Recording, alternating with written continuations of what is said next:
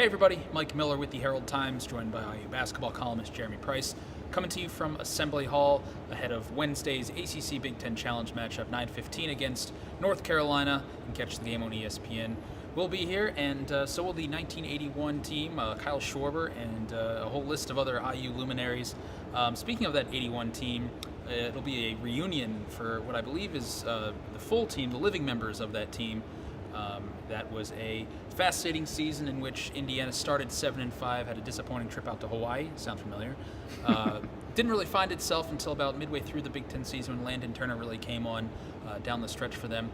Won the Big Ten championship, which is actually right here over my shoulder. And after winning the Big Ten championship, absolutely throttled a really good Maryland team. And at that point, there were a bunch of upsets in the NCAA tournament, kind of cruised into the Final Four where they beat LSU and, they met North Carolina. Yeah, how about that? How about that? What a coincidence. Yeah. So makes for a good 35th anniversary and change. Fitting occasion. On this occasion to play North Carolina again, although obviously not nearly the implications in this game this early in the season. Not quite, but certainly still a huge resume game for Indiana and North Carolina both. North Carolina's actually been on the road a good deal so far this season. Went down to Tulane. They played Hawaii at Hawaii right before they enjoyed a brief stay, or three or 4 day stay at the Maui Invitational, which they won. Mm-hmm. Beat Chaminade, I think Oklahoma State, and Wisconsin to claim the Maui title. And never trailed in the process. So. Yeah, that's true. It's a very strong North Carolina team, as we saw last year, only a few months ago. Joel Berry is hitting every shot he takes, basically, and Kennedy Meeks is grabbing every rebound available. Pretty much. Between Kennedy Meeks and Tony Bradley, actually, those guys, I believe, are 1-2 in offensive rebounding percentage in the country. So, but if you look at the rebounding stats as teams, actually, Indiana and North Carolina both among the top 2, 3, 4, 5 teams, depending on what stat you're looking at, really in rebounds this year. Obviously, the big difference is that Indiana's obviously had a little bit of disparity in the level of competition, with the exception of that first game against Kansas.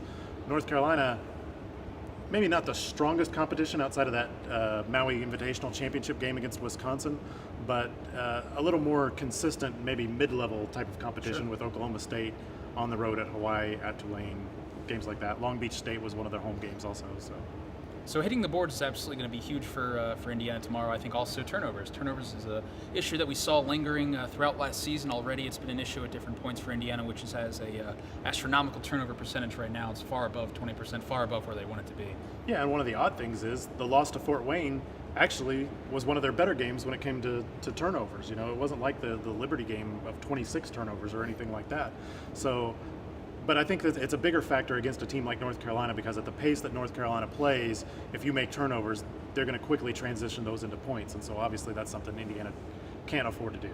It sounds like James Blackman Jr. will be good to go. It sounds that barring any late setbacks that they find possibly in tomorrow's walkthrough, it sounds like he's on track to play tomorrow.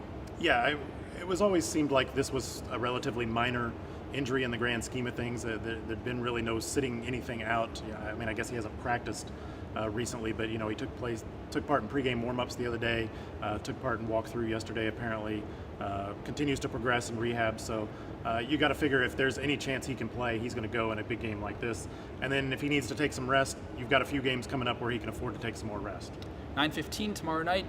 Catch the game on ESPN. For Jeremy Price, I'm Mike Miller with the Herald Times Hoosier Sports Report. I always trip over that. Both of them. Double duty. All right. See you guys.